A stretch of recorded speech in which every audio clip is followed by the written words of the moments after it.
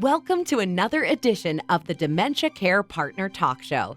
Now, here's dementia care expert Teepa and your host, Greg Phelps. Hello and welcome to the Dementia Care Partners podcast. I'm your host, Greg Phelps, and joining us once again is Teepa Snow. And Teepa, I got a request here from the website, which is always nice to know that somebody actually listens besides you and I and Emilio.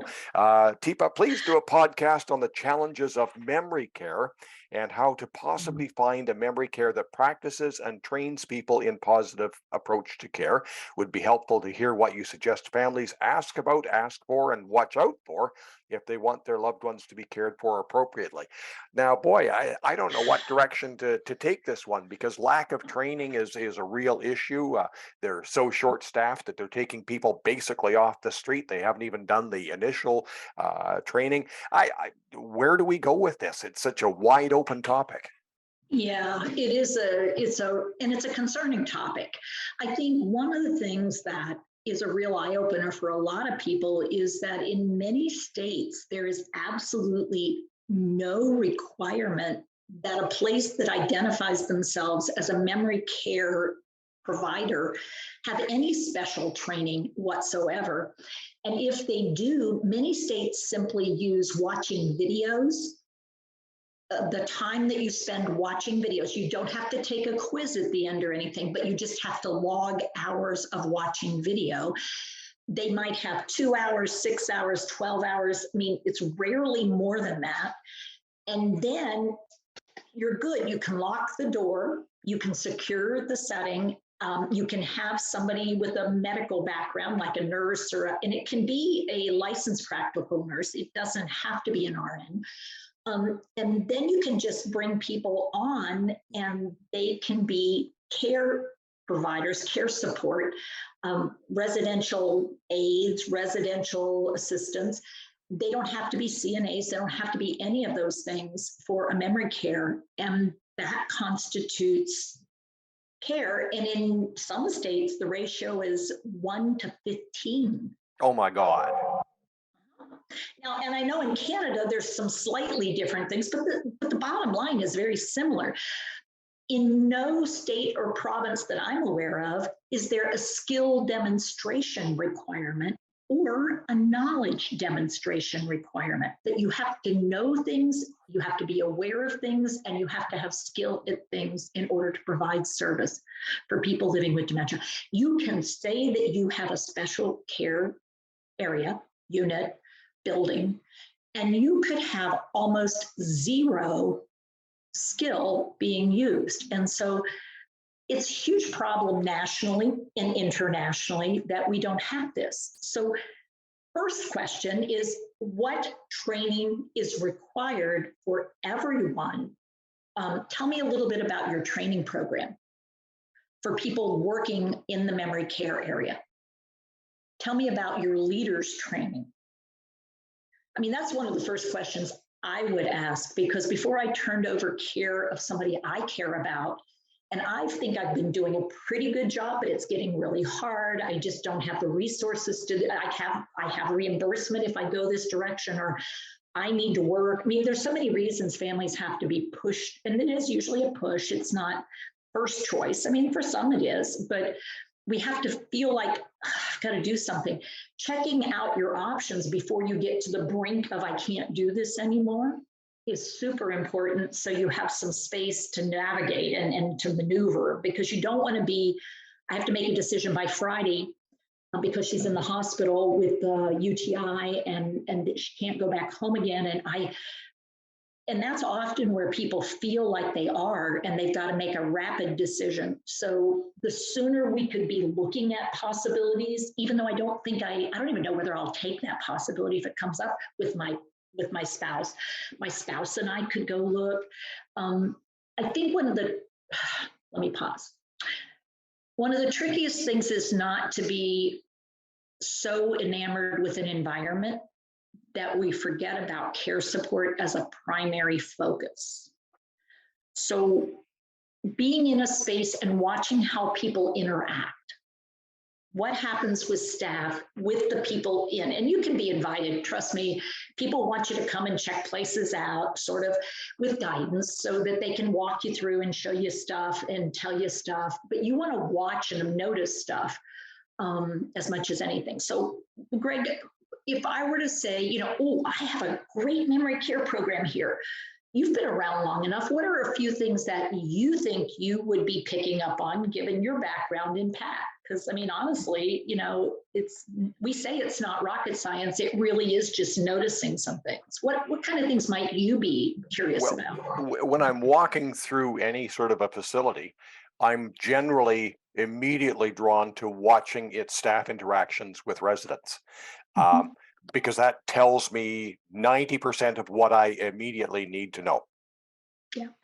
And mine is I watch residents and their expectations, even of my presence. Like they look at me and go, hey, that tells me they're used to being greeted and they're used to being introduced to people who come into an area. I also look at what people are doing and where they're doing it. I look at, you know, what kind of TV programming is on, or what kind of things are on the TV, or what's going on in that area. And then my recommendation is always coming back at off hours, because I also want to know what would be happening in the evening, in Saturday, Sunday. And then I want to ask questions. Tell me a little bit about who does your training. How often do staff get updated or trained? What kind of skills would you say your staff have? Because if it's positive approach to care, they're going to say things like positive physical approach. We know how to do those positive action starters. We're working on our GEMS programming.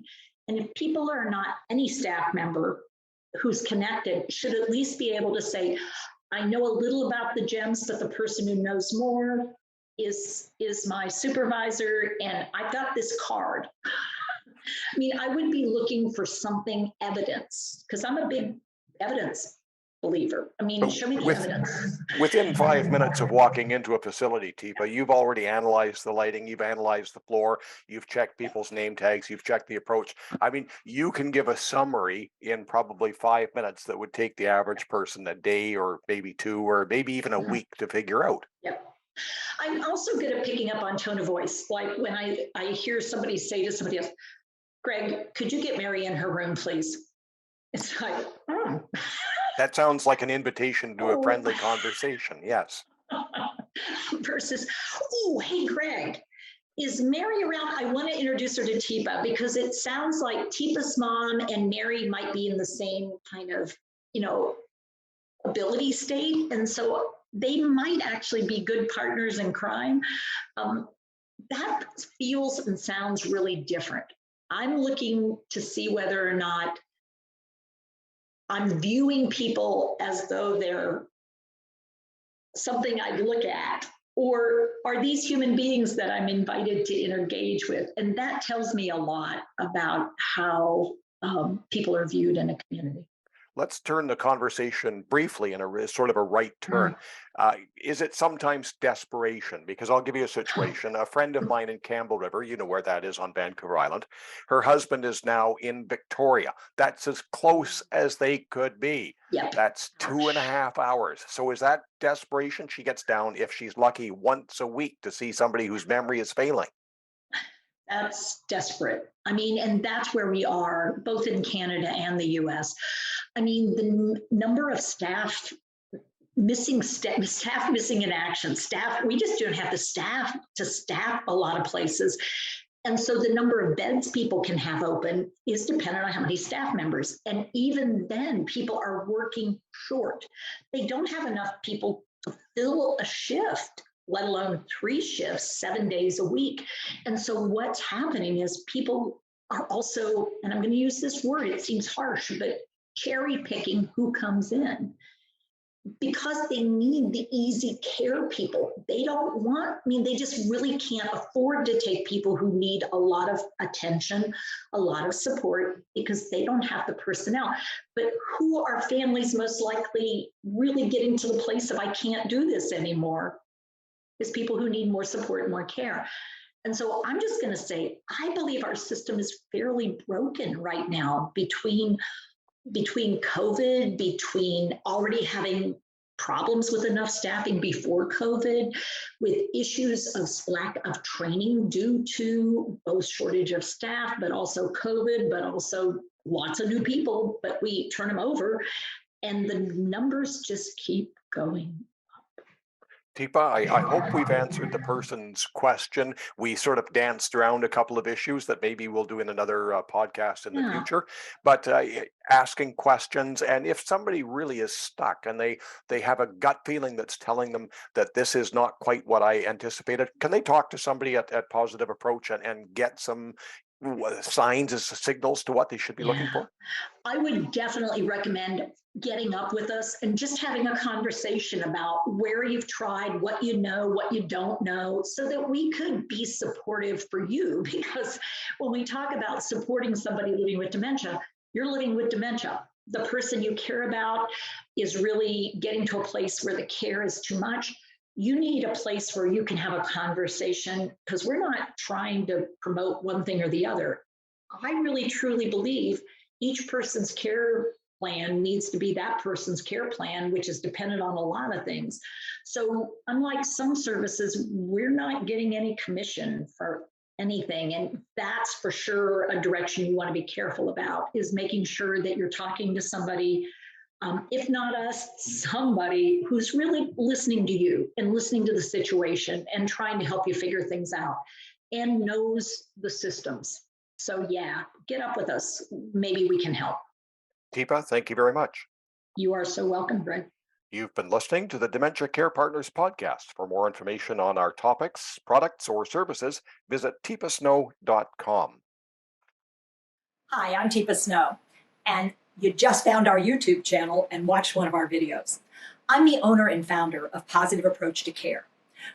Thanks for watching, and if you liked, if you have a comment about, or you would, please share it with people you know. Oh, and if you haven't yet done it, consider subscribing. We'll let you know when the next new video comes out. And you might want to visit our website, www.teepasnow.com, where you'll find other resources as well. See you there.